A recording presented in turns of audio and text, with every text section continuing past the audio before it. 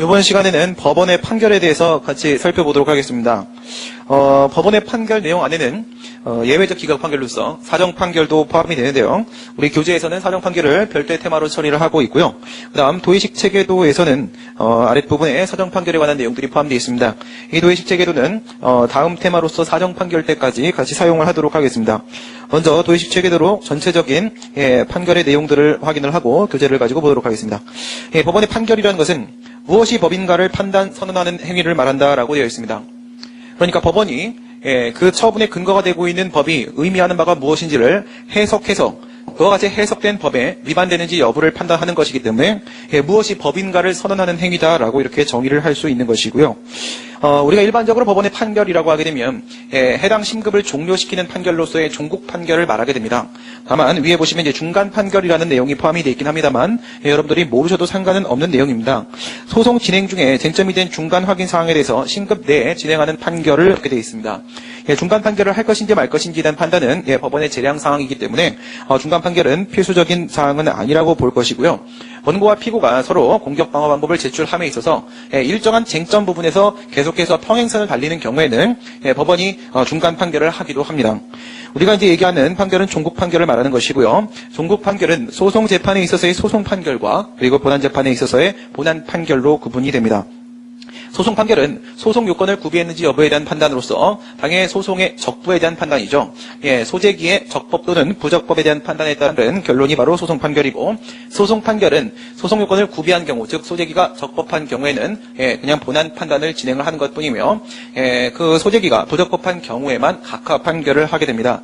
각하 판결은 여러분들이 기각 판결과 비교를 해서 판단해 주셔야 될 필요가 있겠고요. 각하 판결이라는 것은 각하라는 것이 물릴직 각자의 아래 하자를 쓰고 있는 것입니다. 그래서 더 이상 올라오지 못하도록 그냥 내려보내는 겁니다. 올라와야지만 판단을 해주는 것입니다. 그래서 각하라는 것은 아래로 물리친다. 소재기 자체를 거절한다라는 의미죠. 이에 비해서 기각 판결이라는 것은 우선은 받아들이고요. 소재기를 받아들이고 올려보낸 다음에 너의 주장이 타당하지 아니하다라고 판단이 되면 다시 내려보내는 것, 이것이 바로 기각 판결인데, 따라서 버릴 기자를 사용을 하게 됩니다. 기각이라는 것은 버려 물리치는 판결을 말하는 것이고, 여러분들은 각하 판결과 기각 판결을 구별하실 수 있어야 되겠습니다. 아래 보시게 되면 본안 판결이 있는데요. 본안 판결은 각하 판결이 소송의 적부에 대한 문제, 적법, 부적법에 대한 문제라면, 본안 판결은 본안 요건을 구비했는지에 대한 판단으로서 소송의 당부, 청구의 당부에 대한 판단입니다. 원고의 주장이 과연 정당한 것인가 아니면 부당한 것인가에 대한 판단을 하는 것이 바로 본안 판결이다, 이렇게 봐주시면 되겠네요. 그 다음 이와 같은 본안 판결에는 인용 판결과 기각 판결로는 크게 나눠지는데요. 다시 인용 판결은 전부 인용 판결과 일부 인용 판결로 구분될 수 있습니다. 일부의 주장만 타당한 경우에 우리는 그것을 기각 판결의 범주에 포함시키는 것이 아니라 인용 판결의 범주로 포함시킨다는 것을 여러분들이 주의해 주시고요. 그래서 일부의 주장만 받아들이는 경우에도 인용 판결의 내용 중에 하나로 보게 됩니다. 인용 판결과 일부 인용 판결이 이렇게 있고요. 밑에 보시면 기각 판결이 있는데, 이 기각 판결은 일반적인 기각 판결을 말하는 것이고, 예외적인 기각 판결은 사정 판결로 우리가 다시 구분해서 이야기를 하게 됩니다. 먼저 인용 청구를 받아들이는 판결을 말하는 것이고요. 이것은 원고의 주장이 이유 있다는 것입니다.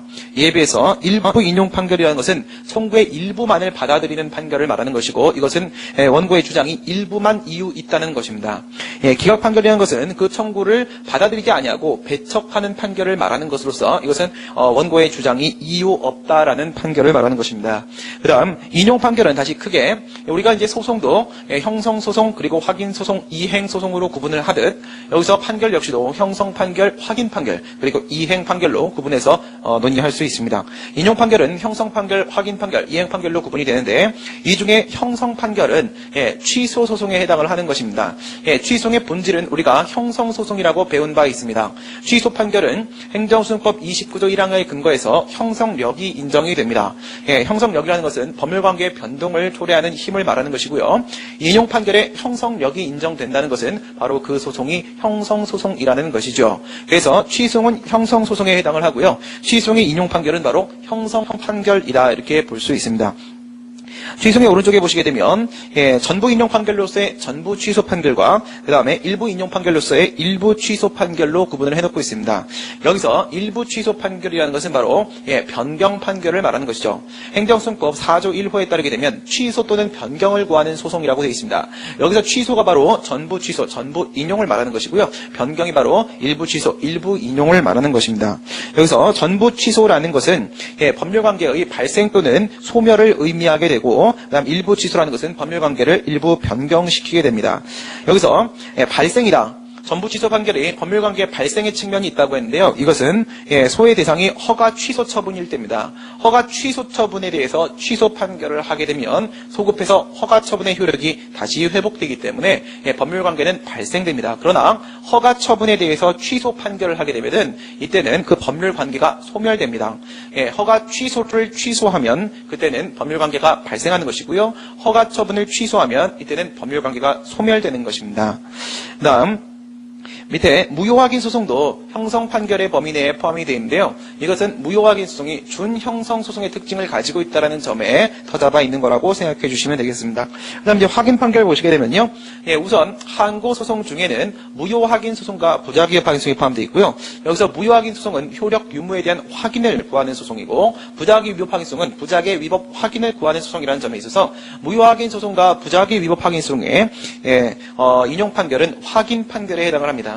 무효확인 소송의 경우에 있어서는 당해 처분 등이 무효임을 확인하는 것이고요. 부작위협 확인 소송의 인용 판결은 부작위가 위법하다, 즉 응답 의무, 처분 의무가 있음을 확인하는 판결에 해당합니다. 다만 여기서도 조심하셔야 될 것이 취소의 종류 중에는 무효선언을 구하는 취소도 있다는 것을 주의해 주셔야 되겠습니다. 무효선언을 구하는 취소는 그 형식은 취소송이지만 역시나 무효확인 소송과 마찬가지로 무효확인을 구하는 소송이라고 볼 것이기 때문에 무효선언을 구하는 취소의 인용 판결은 처분 등이 무효임을 확인하는 것으로서 확인 판결의 일종에 해당을 하게 됩니다. 밑에 일부 인용 판결에 대해서 이행 판결, 먼저 이행 판결에 대해서 보도록 하겠습니다. 항고소송의 종류는 취소송과 무효등확인소송, 부작위협 확인소송이 있습니다. 이 중에서 취소송은 원칙적으로 그 인용 판결이 형성 판결에 해당하고요. 무효등 확인소송 및 부작위협 확인소송은 그 인용 판결이 확인 판결에 해당합니다. 그렇다면 이행 판결에 해당하는 것은 무엇이 있을까요? 행정소송법 4조에 있는 항고소송의 종류 중에는 그 인용 판결이 이행 판결에 해당하는 내용은 없습니다. 이행 판결은 의무 이행 소송에 있어서 그 이행 판결을 우리가 생각해 볼 수 있는데요. 일정한 행위, 일정한 처분을 명령하는 판결이 바로 이행 판결입니다. 다만 의무 이행 소송은 현행법 해석상 인정될 수 없다는 점에서 역시 마찬가지로 현행법 해석상 우리 행정소송법상으로는 이행 판결을 그 내용으로 하는 인용 판결은 현재로서는 없다고 보셔야 되겠습니다. 그 다음 일부 인용 판결에 대해서 보도록 하겠습니다. 일부 인용 판결은 청구의 일부만 받아들이는 판결을 말하는 것인데요. 이와 같은 일부 인용 판결은 무효등 확인 소송이나 부작위 위법 확인 소송에는 존재하지 않습니다. 일부 인용 판결은 오직 취소 소송에서만 존재할 수 있는 것이고요. 행정소송법 4조 1호에 보시게 되면 취소 또는 변경을 구한다라고 하여 변경이라는 표현이 포함되어 있기 때문에 취소송에서는 일부 인용 판결, 즉 변경 판결이 있을 수 있습니다. 오른쪽에 보시게 되면 행정소송법 4조 1호 취소송에 대한 정의 규정이죠. 여기서 변경이라는 것의 의미를 무엇으로 해석할 것인지에 따라서 이 일부 인용 판결을 우리가 어떻게 새길 것인지가 달라지게 됩니다. 만약에 이와 같은 변경을 적극적 변경의 의미로 해석을 하게 되는 경우에는 이때는 사전적 변경까지도 허용되고요. 그 다음 수정도 가능해집니다. 하지만 소극적 변경의 의미로 해석을 하게 되면요. 사후적 변경만 가능해지고 수정은 불가능하며 오직 일부 취소만 가능하게 됩니다. 이것은 우리가 앞에서 행정소송의 한계 논의를 하면서 의무이행소송 및 적극적 형성소송을 인정할 수 있겠는가에 대한 권력분리 원칙에 따른 한계 논의를 한 사실이 있습니다. 거기서 적극적 형성소송에 대한 논의를 여러분들이 떠올려 주시면 됩니다. 여기서 적극적 변경이라는 것은 취소의 판결이 형성 판결이라는 점에서 적극적 형성 판결을 인정할 것인지에 대한 문제와 같은 의미가 됩니다. 다시요. 적극적 변경이라는 것은 취소의 인용 판결은 형성소송으로서 형성 판결에 해당한다는 점에서 적극적 변경을 우리가 인정을 하게 되면 적극적 형성 판결을 인정하게 되는 것입니다. 따라서 이 같은 논의는 앞에 있었던 무명항고소송 중에서 적극적 형성소송에 대한 논의와 매우 밀접하게 관련이 되어 있고요. 적극적 형성 판결을 인정할 수 없다면 소극적 변경만이 가능해지는 것입니다. 그래서 소극적 변경만 허용하게 되면 일부 취소만 가능하게 되는 것이고요. 그래서 취소에 있어서의 변경은 일부 취소다라고 우리가 보게 됩니다. 하지만 그렇다고 해서 우리가 이 일부 취소는 항상 가능한 것은 아닙니다. 일부 취소 중에서 가능한 것과 불가능한 것이 있는데요. 일부 인용 중에서 가능한 것과 불가능한 것 중에 가능한 것은 일부 취소로 우리가 분류를 하게 되고, 불가능한 일부 인용, 불가능한 변경은 이것은 우리가 수정으로 우리가 수정 판결로 분류를 하게 됩니다. 다시 한번 정리해 드리겠습니다. 적극적 변경이 불가능하면 우선 가장 기본적으로는 사전적 변경이 불가능한 겁니다. 사후적 변경만 가능하게 됩니다. 그 다음 이 사후적 변경은 일부 인용이라는 내용으로 다루어지게 되고, 이 중에서도 적극적 변경과 소극적 변경이 포함이 되는 거예요. 이 중에 적극적 변경을 우리가 수정 판결이라고 하는 것이고요, 소극적 변경을 우리가 일부 취소 판결이라고 하는 겁니다. 그래서 아래 보시게 되면 일부 취소 가능성이라는 논의가 나오는데요, 1, 2단계로서 동그라미 1, 동그라미 2에서 분리 가능성 및 특정 가능성을 가지고 우리가 일부 취소가 가능한 범위를 우리가 다시 한번 파악해내게 됩니다. 여기서 일부 취소가 불가능한 범위로 배제되는 영역이 바로 수정 판결 영역입니다. 거기는 적극적 변경 영역이에요. 그래서 분리가 불가능한 경우, 즉 가분성이 없는 경우에는 이때는 일부 취소가 불가능한데, 왜냐하면 여기서의 일부 인용 판결은 수정 판결, 적극적 변경 판결이 돼버리기 때문에 그렇습니다. 그리고 오른쪽에 보시게 되면 가분성이 인정되는 경우라고 할지라도 일부 취소가 가능한 것이 아니라 세모라고 되어 있습니다. 분리가 가능한 경우라고 하더라도 또 일부 취소가 불가능한 경우가 있을 수 있습니다. 그것은 밑에 있는 특정 가능성을 가지고 판단을 하게 되는데, 이것은 지금 그 처분이 기속행위냐 재량행위냐에 따라서 또 달라질 수 있습니다. 이건 제가 좀 더 상세하게 설명을 해드리도록 하겠고요. 여기서 만약에 그것이 가분성이 인정되는 경우, 분리가 가능한 경우라고 할지라도 그 처분이 재량행위인 경우에는 또한 일부 취소가 불가능합니다. 이것도 적극적 변경으로 분류되기 때문에 그렇습니다. 그러면 최종적으로 우리가 판단할 수 있는 것은 바로 뭐냐면, 사후적 변경이 사후적 변경의 내용 중에서도 무엇만 가능하냐? 분리가 가능하고 또한 특정이 가능한 경우에만 일부 취소라는 소극적 변경이 가능해지는 것입니다. 우선 이 부분 완전히 이해가 안 되시면 잠시 보류해 두시고요. 아래에 있는 내용을 먼저 보고 그리고 나서 제가 다시 한번 설명을 해드리도록 하겠습니다. 밑에 있는 사정 판결은 다음 테마에서 우리가 다룰 것이기 때문에 이것도 유보를 해놓겠고요. 기각 판결 먼저 보도록 합니다. 기각 판결은 그 청구를 배척하는 판결을 말하는 것이고요. 원고의 주장이 전혀 이유가 없어야 됩니다. 일부라도 이유가 있으면, 받아들일 수 있으면 일부 인용 판결로 처리가 됩니다. 그래서 기각 판결은 원고의 주장이 전혀 이유가 없어야 한다. 이와 같은 기각 판결의 내용에는 일반적인 기각 판결과 밑에 예외적인 기각 판결이 있는데요. 이 예외적인 기각 판결은 원고의 주장에 이유가 있음에도 불구하고 기각을 시키는 경우에 해당합니다. 이것을 우리가 행정소법 28조의 사정 판결이라고 하는데요. 이름이 사정 판결인 이유는 처분 이후에 발생한 사정 변경을 고려하여 예외적으로 기각을 시키기 때문에, 처분 이후에 발생한 사정 변경을 고려했기 때문에 우리가 사정 판결이라고 말을 하는 겁니다. 이 내용은 우리가 앞서도 여러 번 얘기했던 것처럼 기성의 공공복리 상태를 유지시켜야 될 특수한 사정을 인정한 것입니다. 기성의 공공복리 상태를 유지시켜 주어야만 하는 특수한 사정을 고려하여 예외적으로 기각시키는 것이 바로 사정 판결입니다. 일반적인 기각 판결은 위에 있고요. 원고의 주장이 이유가 없습니다. 이때 항고성의 종류를 취소성, 무효등왕이성, 부자개판성으로 나눠서 한번 살펴보도록 하겠습니다. 이 부분의 내용도 여러분들이 바로 받아들이기는 쉽지 않도록 되어 있을 수도 있는데요. 우선 첫 번째, 취송의 경우에 있어서는 처분 등을 대상으로 하기 때문에 처분에 대해서 취송을 제기한 경우와 등에 대해서 취송을 제기한 경우, 즉 재결 취송을 나눠 판단해 보아야만 합니다. 이때 처분에 대해서 취송을 제기했을 때는 그 처분이 위법하지 않아야 됩니다. 적법하게 되면 기각 판결의 대상이 됩니다. 여기까지는 어렵지 않죠? 그런데 재결 취송을 제기한 경우에는 어떨 때 기각이 되는지 한번 생각해 보시기 바랍니다. 이것은 행정소송법 19조 단서의 원처분 중심주의로부터 여러분들이 아이디어를 따내야 될 텐데요. 무슨 뜻이냐면 19조 단서에 보시게 되면 재결에 고유한 위법이 있을 때만 재결 취송을 제기할 수 있도록 하고 있습니다. 따라서 여기서 여러분들이 재결의 위법성이 없을 때 기각된다라고 말씀하시면 안 되고요. 재결에 고유한 위법이 없으면 무조건 기각입니다. 재결 안에는 위법성이 존재할 수도 있습니다. 무슨 뜻이냐?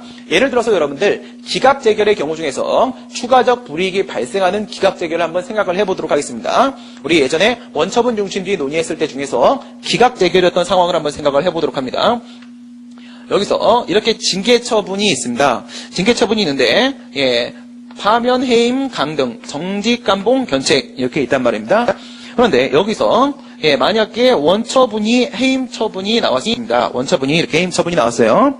그리고 재결이 무엇으로 나왔냐면 재결이 파면 재결로 나왔습니다. 파면 재결로 이렇게 나왔습니다. 그렇다면 노란색 영역은 원처분 영역에 해당하므로 이 안에 위법성이 존재한다면 그것은 원처분의 위법 문제로 처리될 것입니다. 다만 위에 있는 추가적 불이익이 발생한 이 파면 부분만이 재결의 고유한 영역이고 이 부분 안에 위법성이 있을 때만 우리가 재결의 고유한 위법이라고 말할 수 있습니다. 만약에 소청 심사를 거쳤는데 이렇게 파면한 부분에 있어서 여기에 위법성이 있느냐 없느냐, 여기에 위법이 존재하게 되면 어떻게 돼요? 여기에 위법이 존재하게 되면은 이때는 재결의 고유한 위법이 인정되기 때문에 재결 취소이 인용될 수 있는 겁니다. 만약 이 부분 안에 재결의 고유한 위법이 없다면 그때는 기각이 돼야 되는 겁니다. 어느 부분은 고려하지 않는다고요? 원처분 영역은 고려하지 않는다는 겁니다. 무슨 말씀인지 아시겠죠? 물론 이 부분은 어때요? 불이익 변경 금지 원칙에 따른 위법성이 무조건 인정되고요. 지금 우리가 상정한 추가적 불이익이 발생한 기각 재결의 경우에는 이 안에 위법성이 무조건 있습니다. 위법성이 어떤 위법성이 있어요? 행정심판법 37조 2항에 따르게 되면 원처분보다 더욱 불이익한 재결은 못하게 되어 있습니다. 그래서 이 부분은 행정심판법 37조 2항 위반에 따른 위법성이 존재하고요. 또한 재결의 고유한 영역 문제이기 때문에 재결의 고유한 위법이 인정될 수 있고요. 이 부분에 대해서 재결 취소를 제기하게 되면 당연히 인용 판결이 나올 수 있습니다. 주의해야 될 점은 이 원처분 부분은 전혀 고려하지 않는다는 점이에요. 재결 취소이 기각되는 경우는 재결의 위법성이 없다가 아니라 재결의 고유한 위법이 없을 때만 기각이 된다는 점, 이걸 좀 조심을 해주셔야 되고요. 그다음 밑에 무효항의 소송을 한번 보도록 하겠습니다. 무효항의 소송에 아래 보시게 되면 처분 등이 무효가 아닐 때 기각된다라고 되어 있는데 그 왼쪽에 부적법이라는 얘기가 나옵니다. 이건 또 무슨 말을 하는 것일까요?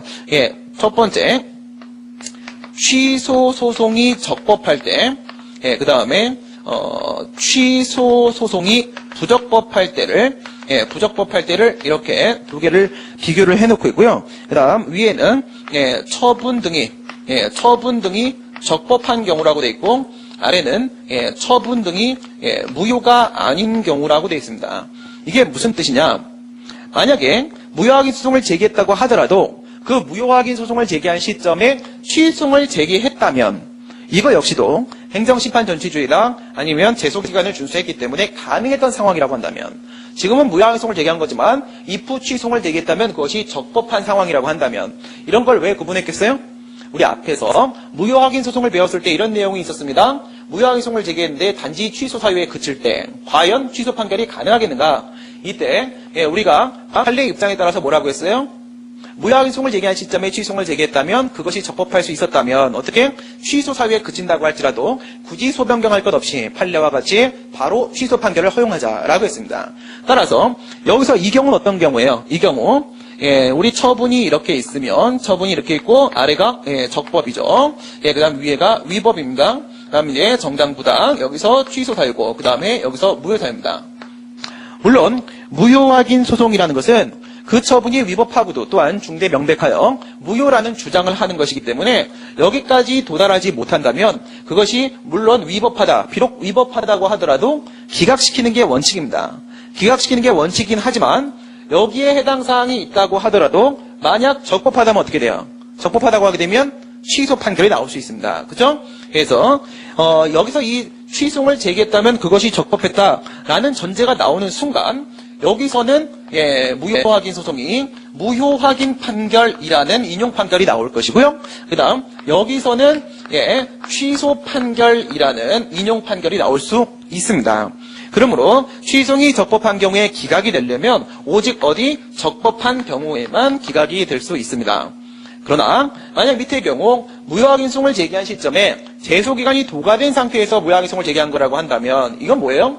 너무 잘못했을 때는 굳이 제소기간으로 제한을 시키지 않는 거죠. 그렇죠? 그런 위법성까지 국민에게 받아들이도록 할 수는 없는 겁니다. 누가 봐도 잘못한 거면 언제까지라도 다툴 수 있게 해줘야 되는 겁니다. 그래서 무효확인 소송에는 제소기간이 적용되지 않는 거잖아요.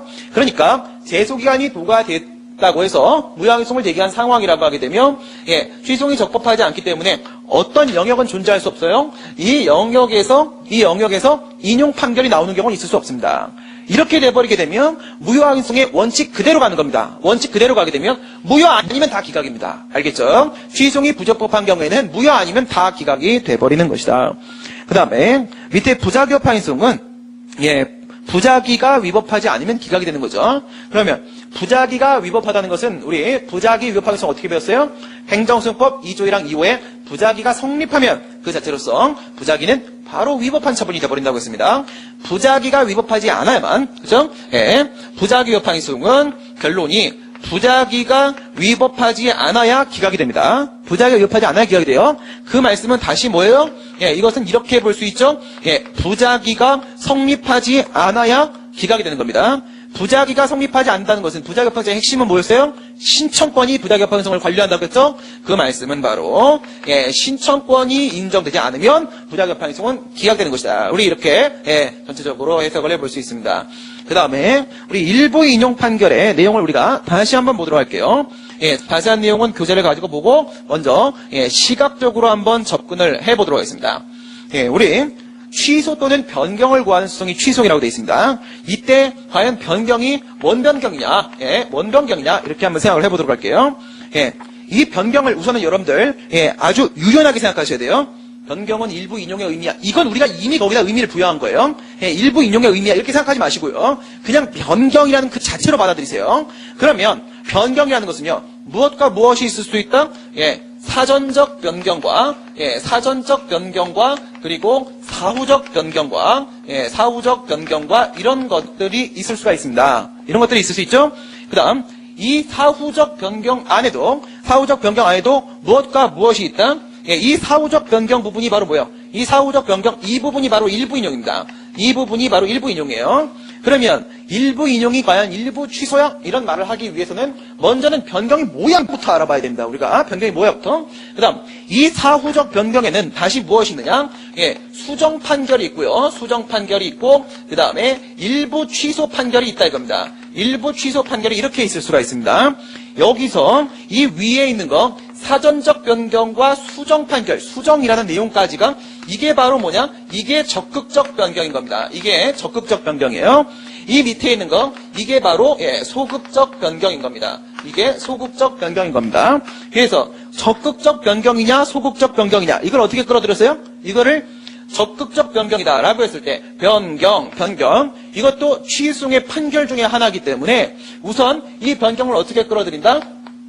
취소 소송의 인용 판결은 우리가 위에서 배우신 대로 취소의 인용 판결은 뭐다? 형성 판결이다 이봐. 형성 판결이다. 그렇죠? 형성 판결이던데 여기 일부 인용 들어와 있죠? 그러니까 인용이라는 것 안에는 전부도 있을 수 있고 그다음에 일부도 있을 수 있다 이봐. 일부도 있을 수 있다. 그렇죠? 그러면 이 일부 변경의 부분도 역시 뭐예요? 형성 판결의 일종이다라고 말할 수 있겠죠. 형성 판결의 일종이다. 그러니까 이 변경의 문제를 우리가 어떻게 처리하겠다. 이 부분이 바로 변경이기 때문에 여기서 이걸 이렇게 끌어들여서 보겠다 이겁니다. 끌어들여서 보겠다. 그러면 이 변경을 어떻게 나누냐? 적극적 변경과 소극적 변경과 무엇을 의미하는 것인가 라고 했을 때 변경은 형성 판결의 일종이기 때문에 이걸 어떻게 끌어들인다? 적극적 형성 판결과 그 다음에 소극적 형성 판결과 무엇을 의미하느냐 이렇게 대체시켜서 논의를 들어가는 게 이게 일반적인 방법입니다. 이렇게 대체시켜서 들어가요. 그러면 우선 여러분들 철거 명령 처분에 대해서 취소를 시키는 건 이런 거는요 소극적으로 형성하는 거죠. 소극적으로 형성하는 거예요. 생긴 거 그냥 없애는 것밖에 없습니다. 그냥 뭐예요? 원상 회복시키는 거죠. 이런 느낌 어디서 받으셨어요? 이런 느낌 우리 집행정지에서 받았죠. 그죠? 집행정지 뭐라고 했어요?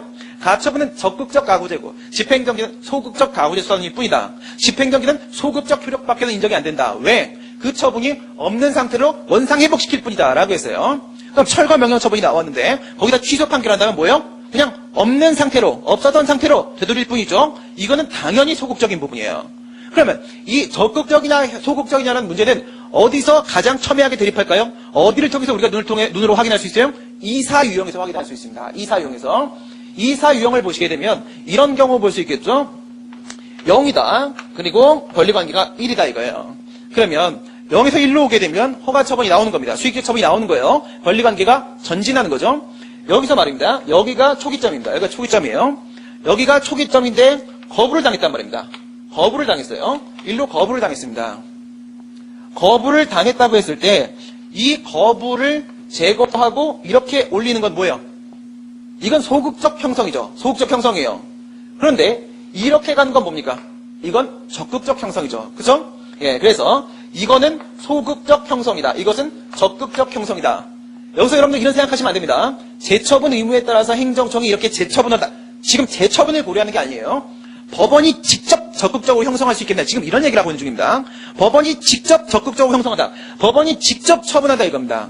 이 논의가 어디에 있었던 논의라는 거예요? 이게 바로 적극적 형성 소송을 인정할 수 있겠는가 없겠는가 이 문제라는 겁니다. 이걸 우리가 인정을 할 수 없다면 어떻게 되는 거예요? 적극적 형성 판결을 인정할 수가 없는 거예요. 그러면 적극적 변경이라고 볼 수가 없는 겁니다. 이 변경에 대한 의미를 뭘 가지고 해결했다? 변경도 어쨌든 형성 판결의 일종이라는 점에서 형성 판결이라는 것을 통해서 우리가 대체 판단을 한 겁니다. 그러면 뭐야? 결국 적극적 변경이 아니라는 겁니다. 적극적 변경이 아니라고 우리가 입증을 하게 되면 이게 아니라는 겁니다. 그러면 이것만 가능하다는 것이죠. 이것만 가능하다고 하니까 이제 일부 취소 판결만 가능하다 이런 결론이 나오는 겁니다. 조금 힘들죠? 조금 힘들면 그냥 제가 하는 것처럼 1단계 변경의 의미, 2단계 일부 취소 가능 범위 이렇게 들어가시고 이 안에 다시 두 개 나눠서 분리 가능성, 특정 가능성 이렇게 그냥 외워서 들어가셔도 아무도 모릅니다. 아무도 몰라요. 이게 지금 입증하는 과정이 뭐랑 비슷하냐면 수학 입증하는 과정이랑 비슷해서 그래요. 증명하는 과정이랑 헷갈릴 수 있는데 하나만 기억을 하세요. 변경의 의미가 적극적 변경이나 소극적 변경이라는 문제를 해결을 봐야만 여기서 우리가 수정이나 일부 취소 중에 무엇이 허용될 수 있는지에 대한 논의까지 끌어낼 수 있어요. 변경의 의미에 대한 논의는 형성 판결이라는 걸 더 씌워서 이거 가지고 판단을 했다. 여기까지만 여러분들이 기억하시고 결국 이 문제는 무엇과 똑같다? 학설도 뭐랑 똑같다? 우리 의무이행수가 적극적 형성 논의했을 때 거기 학설과 똑같다 이거예요. 적극적 형성소를 인정할 수 없다고 했던 부정설을 취했었죠. 여기도 똑같이 뭐라는 거예요. 소극적 변경설을 취해버릴 수밖에 없다는 겁니다. 거기서의 학설과 똑같다는 거예요. 그렇게만 기억하시면 됩니다. 그래서 그거랑 똑같이 봐서 소극적 변경을 돌렸어요. 그러면 우선 이제 이런 건 안 되는 거예요. 이 논의는 어디서 있었어요? 이 부분은 사실 무명항고소로서 의무이행소송이나 또는 가처분 논의에서 사용했던 부분이에요. 거기서도 이런 얘기 나왔던 거 기억나실 겁니다, 여러분들. 의무이행소송이나 가처분 얘기할 때 행정소송법 4조 1호의 변경은 적극적 변경이 아니라 소극적 변경이다라는 근거들이 있었습니다. 그게 바로 여기서 나온 거예요. 거기서 적극적 변경이 아니다라고 하는 순간 여기만 허용되는 거잖아요. 그러면 이 윗부분은 당연히 인정이 안 되는 거예요. 그러면 여기서 의무이행소송이나 가처분을 인정할 수 없다는 결론이 나올 수밖에 없었던 거죠. 당시에 적극적 변경을 의미하는 것이다 라고 봤던 학설들은 얘네들을 긍정했었습니다. 그죠? 그래서 이 사전적 변경의 문제는 얘네들과 관련된 논의가 나오는 거야. 얘네들 관련돼서. 지금은 뭐 하는 겁니까? 판결 중에 일부 인용 판결 논의하고 있는 거기 때문에 적극적 변경 중에서도 이 부분을 우리가 고려해야 되는 겁니다. 지금은 우리가 여기를 얘기하려고 하는 건 아니에요. 알겠죠? 지금 여기를 얘기하는 건 아닙니다. 하다 보니 이게 나오는 거예요. 변경이라는 부분 때문에. 지금은 이제 이걸 논의하는 거예요. 그러면 어디까지가 적극적 변경으로 수정이고 어디까지가 소극적 변경으로 일부 취소인가? 이걸 판단하는 과정이 바로 밑에 분리가능성, 특정 가능성입니다. 알겠죠? 그래서 분리가능성, 특정 가능성을 이렇게 들어오시게 되면 어떻게 하느냐? 네모 박스를 그리시면 됩니다. 네모 박스를 딱 그립니다. 공간 박스, 틈새를 이용하는 가구입니다. 이렇게 해갖고 분리가 된다. 그 다음에 분리가 안 된다. 그 다음에 특정이 가능하다. 그 다음에 특정이 불가능하다. 이렇게 들어와요. 여기서 분리가 된다 이러면은 소극적 의미입니다. 그 다음에 분리가 안 된다 그러면 적극적 의미란 말이에요. 그러니까 이건 뭐예요? 이거는 소극적 의미입니다. 이거는 적극적 의미입니다. 특정이 가능한 걸 띄어내는 것은 이것은 소극적 의미입니다. 이거는요 적극적 의미입니다. 어떻게 돼 있습니까? 이걸 다시 정리를 해보시게 되면 여기는 어떻게 돼요? 소극 그 다음에 소극 이렇게 되고요. 그 다음 여기는요 소극 그 다음에 적극 이렇게 되고요. 얘는요 적극 그 다음에 소극 이렇게 되고요. 여기는요 적극 그 다음에 적극 이렇게 됩니다. 그러면 여기는 뭐가 포함돼요? 적극이 포함되고 적극이 포함되고 적극이 포함되죠? 적극적인 변경은 안 되는 겁니다. 안 되니까 뭐만 된다? 이것만 되는 거야. 이것만. 알겠죠? 이것만 된다 이겁니다. 그러면 다시 분리 가능성은 과연 무엇을 의미하는 것인가? 이걸 한번 보도록 하겠습니다. 저 박스의 그림을 다시 제가 여러분들한테 시각적으로 보여드리도록 하겠습니다. 그러면 이런 경우에요. 우선 이렇게 생겨가지고 예, 여기가 1, 여기가 2, 여기가 3, 여기가 4, 여기가 5, 예, 뭐 여기가 5, 이 정도까지 이렇게 나눠보겠습니다. 그 다음에 이 밑에를 어떻게 들어가느냐? 이 밑에를 이렇게 생긴 거예요. 1, 2, 3, 4, 5, 1, 2, 3, 3, 4, 5 이렇게 돼 있으면 여기서 5만 띄어내고 여기서 3만 띄어내고 이런 건 뭐예요? 적극적 변경입니다. 알겠습니까? 이런 건 우리가 적극적 변경에 해당한다고 봅니다. 여기서는요. 뭐가 가능하죠? 5천만 원 과세 처분이 나왔습니다. 5천만 원 과세 처분이 나왔는데 예, 위에는 2천만 원은 위법한 거예요. 3천만 원 적법한 겁니다. 이럴 때 뭐예요? 이걸 이렇게 내려놓으면 되는 겁니다. 그렇죠? 이런 건 소극적 변경에 해당합니다. 요거는 예, 소극적 변경에 해당해요. 이건 여러분들이 직관적으로 어떻게 판단하냐면 예, 산술적 개념이냐 아니냐, 예, 수치 개념이냐 아니냐를 가지고 여러분들이 보시면 됩니다. 여기서 파면, 해임, 강등, 정지, 감봉, 결책 이런 것들은 뭐예요? 산술적 개념이 아닙니다. 이건 분리가 안 돼요. 아시겠죠? 이 얘기는 지금 뭘 하고 있다? 예, 분리 가능성에 대한 문제를 얘기하고 있다 이거예요. 이게 1단계니까 이 부분이 1단계고 이 부분 특정 가능성이 2단계 논의로 나와 있으니까 1단계부터 한번 보시게 되면 분리 가능성. 얘는 분리가 안 된다는 겁니다. 얘는요. 이렇게 딱딱 분리가 된다는 거죠. 그죠? 산술적 개념이냐 아니냐 이겁니다. 우선 이건 적극적이기 때문에 이건 안 된다는 겁니다. 안 되고 그 다음에 이게 다시 특정 가능성에 대한 문제로 이렇게 온단 말이에요. 예, 특정 가능성에 대한 문제는 어디까지가 적법이고 어디까지가 위법인지를 과연 법원이 판단할 수 있느냐 이겁니다. 예, 이렇게 봤을 때 이 그림이 어떻게 넘어오냐면 이 그림이 똑같이 그림은 그리되 예, 실선이냐 아니냐 이거예요. 예, 위에 같은 경우에는 예, 이렇게 되는 겁니다. 이렇게. 예, 이렇게 돼서 1, 2, 3, 4, 5가 된 점선이에요. 여기는요. 이렇게 되는 겁니다. 1, 2, 3, 4, 5 실선되는 겁니다. 그러면 특정 가능성 부분에서 우리가 판단해 봤을 때 이 위에는 뭐야? 이 위에는 이건 재량행위입니다. 재량행위. 그 재량이고 밑에 건 기속행위입니다. 재량행위의 경우에 있어서는 어디까지가 행정청의 재량권 행사인지 어디까지가 적법한 건지 재량권의 한계 범위 안에서라고 한다면 법원은 그걸 모릅니다. 그렇기 때문에 어디까지를 잘라내야 될지를 몰라요. 근데 이거는 가능하다는 겁니다. 그러니까 이 부분이 뭐예요? 이 부분이 바로 얘가 예, 적극적 변경입니다. 이게 적극적 변경이에요. 이게 소극적 변경입니다. 여기는 뭐가 가능해요? 변경이 가능합니다. 소극적 변경으로서 일부 취소가 가능합니다. 여기는 뭐예요? 예, 이거는 불가능합니다. 이거는 적극적 변경이기 때문에 그렇습니다. 그래서 얘가 어떻게 된다? 얘도 불가능하다. 이런 걸 뭐라고 한다? 이런 걸 수정이라고 한다. 이런 걸 뭐라고 한다? 이런 걸 수정이라고 한다. 이런 걸 뭐라고 한다? 이런 걸 바로 우리가 얘기하는 일부 취소다. 이게 일부 취소입니다. 그래서 이 위에 있는 두 개가 뭐예요? 이게 바로 예, 적극적 변경인 겁니다. 이게 바로 뭐예요? 소극적 변경인 겁니다. 이 가능한 영역이 바로 여기에 있는 오직 얘 하나라는 겁니다. 얘 하나라는 거. 아시겠죠? 오직 얘만 일부 취소가 된다는 겁니다. 법원은 이거 외에는 그 안에 뭔가 위법성이 있으면 전부 취소하는 것 외에는 방법이 없다. 이런 얘기가 되는 거예요. 예, 어디까지 따라오셨는지 모르겠는데 요거 이제 교재를 가지고 보시게 되면 여러분들이 완전히 이해가 되실 겁니다. 예, 법원의 판결을 보시게 되면 법원이 구체적인 쟁송을 해결하기 위해서 원칙적으로 변론주의 원칙 얘기하는 거죠. 예, 변론을 거쳐서 법적 판단, 최종적 법적 판단을 선언하는 행위. 예, 이것을 우리가 법원의 판결이라고 한다. 중간 판결은 예, 원피고 사이에 쟁점이 된 사항에 대해서 평행선을 긋고 있을 때 미리 정리해서 누구의 입장이 맞다는 걸 법원이 한번 훈수 두는 겁니다. 훈수 두는 거. 근데 이런 중간 판결 안 해도 상관없습니다. 예, 거의 없어요. 예, 중간 확인의 소를 제기하는 경우도 있는데 예, 이건 법원의 재량 상황이기 때문에 여러분들은 뭐 크게 고려하지 않아도 이건 법관이 알아서 할 문제고 밑에 우리가 일반적으로 얘기하는 판결은 밑에 종급 판결이고 신급을 종료시키는 판결이 바로 예, 우리가 얘기하는 판결이에요. 근데 밑에 보시면 또 이런 내용이 있죠. 박스에 전부 판결과 일부 판결 이것도 모르셔도 됩니다. 왜? 전부 판결, 일부 판결은 소병합됐을 때 상황이에요. 소병합됐을 상황이기 때문에 여기까지 오류하시면 여러분들 머리가 분산됩니다. 그냥 예, 본문에 있는 것만 보고 내려가세요. 본문에 있는 것만. 그러면 밑에 종료 소송 판결, 소송의 적부에 대한 판결, 요건 심리의 결과다. 소송 요건. 여기는 판결이 뭐밖에 없다. 인용 기각 이런 게 아니라 각하밖에 없다. 소송 요건을 구비하지 못하면 거절하는 판결을 말하는 것이다. 애당초 판단을 해주지 않습니다. 다음 페이지 보시면 본항 판결은 소송 판결이 적부의 판단 문제라고 하는 건 당부 판단의 문제죠. 주장의 이유 유무에 대한 판단 문제고 요건 심리가 아니라 본안 심리다. 앞에는 소송 요건, 이거는 뭐요? 본안 요건. 만약 취소이라고 한다면 본안 요건은 뭐가 돼요? 처분 이코로 위법입니다. 위법. 그 다음, 무효확인송이라고 하면 뭐가 됩니까? 처분 이코르 무효입니다. 무효. 부작위 판송이라고 한다면 부작위 이코르 위법입니다. 이게 바로 본안 요건이 되는 것이죠. 밑에 의, 본안 요건을 충족하는지 여부에 따라서, 예, 인용에 뭐가 포함돼? 일부 포함되어 있는 걸 조심하시고, 그 다음에 기각을 그 내용으로 한다. 예, 인용 판결에는 형성, 확인, 이행 판결이 있다라는 것은 뭐 앞에서 말씀드렸던 내용이고요. 이행 판결은 의무이행 소송이 인정되지 않는 이상, 예, 현행 행정소송법상은 존재하지 않는다고 했습니다. 대신에 뭐가 있는 거예요?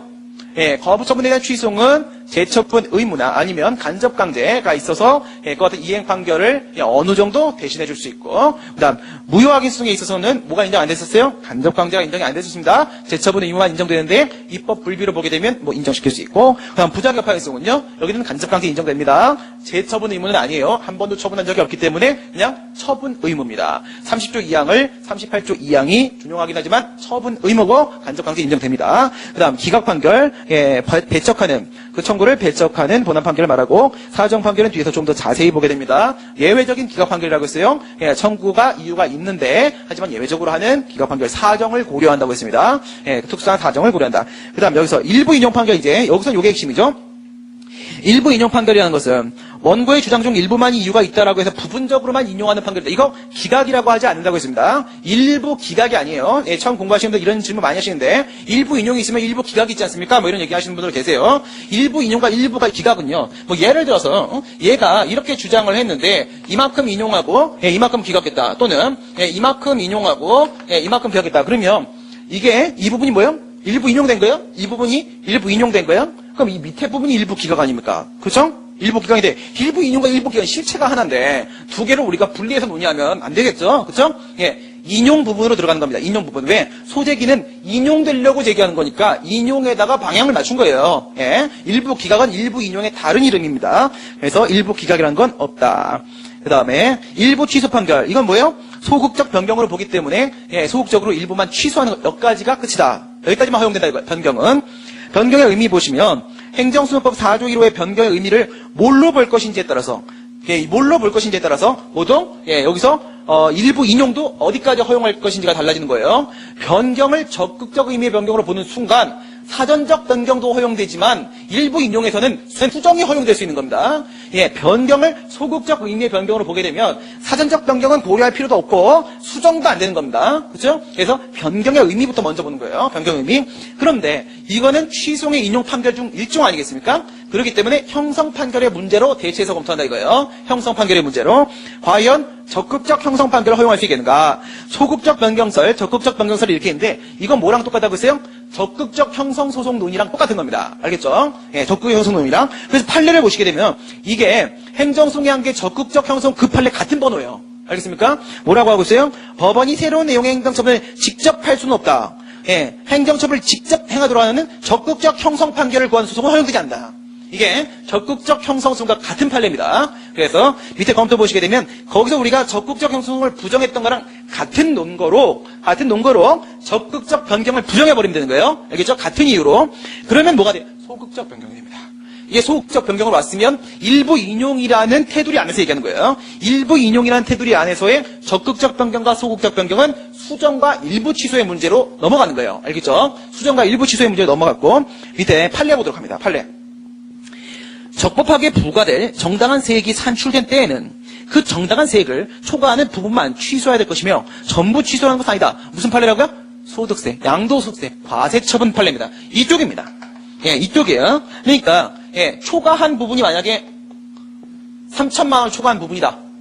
5천만 원 과세처분이 나왔는데 3천만 원까지는 적법하고 예, 3천만 원 초과한 부분이 위법하다라고 하게 되면 뭐 하라고요? 전부 취소하지 말고 뭐 하라고? 이것만 떼내고 3천만 원만 남기는 일부 취소 판결을 하라는 겁니다. 잘 보세요. 우선 과세처분은 어떻습니까? 이렇게 산술적 개념이죠. 우선 산술적 개념입니다. 분리 가능합니다. 두 번째, 과세처분은 조세 법정주의 원칙상 헌법 56조의 조세 법정주의 원칙상 무조건 기속행위입니다. 과세처분은 무조건 기속이니까 기속행위입니다. 산술적 개념이면서 기속행위면 어떡하라고요? 일부 취소를 하랍니다. 그죠? 그러나 다음 페이지 한번 보시게 되면 일부 취소. 이거 하면 처분 쪽은 당연히 안 되고요. 분리 자체가 안 되기 때문에 당연히 안 되고요. 이것도 보세요. 이거 과징금의 금액을 얼마로 할 것인지에 관해서 재량권이 부여되었다 할 것이므로 과징금 부과처분이 법이 정한 한도액을 초과해 위협할 경우에는 전부 취소할 수밖에 없다. 그러니까 무슨 말씀이에요? 과징금도 역시 산술적 개념입니다. 5천만 원, 3천만 원, 산술적 개념인데 하지만 과징금은 항상 재량행위입니다. 항상 재량행위예요. 재량행위다 보니까 이 부분만 떼어내서 취소해라라는 것은 불가능해진다는 겁니다. 불가능해져요. 뭐 그냥 다 취소하고 내가 왜 취소했는지, 즉 비례원칙 위반에 따라 위에 게 법의 한도를 넘은 위법성이 존재한다라고 하게 되면 이 3천만 원이라는 과징금 부과처분으로 바꾸는 건 누가 해야 돼? 행정청이 해야 됩니다. 행정청이. 법원이 해줄 수 있는 문제가 아니라는 거예요. 그 판례도 이와 같이 보고 있다. 분리가능성. 외형상 하나의 처분이라고 보일지라도, 이거나 이거 외형상 하나의 처분이라고 보일지라도 일부 취소의 대상이 되는 부분과 나머지 부분의 가분성 여부를 가지고 보는데 분리 불가능 뭐라고요? 징계처분이죠. 징계처분. 이런 거예요. 징계처분. 이거는 행정심판 가면 더 자세히 배웁니다. 더 자세히. 그 다음 특정 가능성 보시게 되면 이제 특정 가능성 얘는 의미도 없고요. 이쪽으로 온 거죠. 이쪽으로 와갖고 당해처분이 기속행위인 경우에는 법원도 정당한 일부 부분을 특정할 수가 있다. 하지만 재량행위인 경우에는 재량권 존중 차원에서 어떻게 할 수가 없다. 그래서 얘는 전부 취소하는 방법밖에는 없다는 게 결론이죠. 그래서 약간 어려운 부분이 일부 취소 판결 가능성 부분입니다. 여기만 된다, 4분의 1만 된다 이거죠. 마지막에 취소의 판결 보시게 되면 취소를 제기했을 때 요건심리 소송재판에서 소송요건을 구비 못했으면 오른쪽 부적법 각하돼버리고 구비했으면 따로 판결 없고 분한 들어가고 분한해서 원고의 주장이 이유가 없으면 기각돼버리고 이유가 있으면 원칙적으로 인용이나 일부 인용 취소 변경 판결이 나오고 그런데 여기서도 공공복리 상태 유지 필요성이나 특수한 사정이 인정되면 예외적 기각 판결로서 오른쪽에 사정 판결이 나올 수도 있다. 이 그림이 전체적인 판결의 내용의 전부가 되겠습니다. 지금까지 법원의 판결에 대해서 함께 살펴봤습니다. 일부 취소 판결 부분만 여러분들이 조금 주의해 주시면 충분하겠습니다. 수고들 많이 하셨습니다. 수고하셨습니다.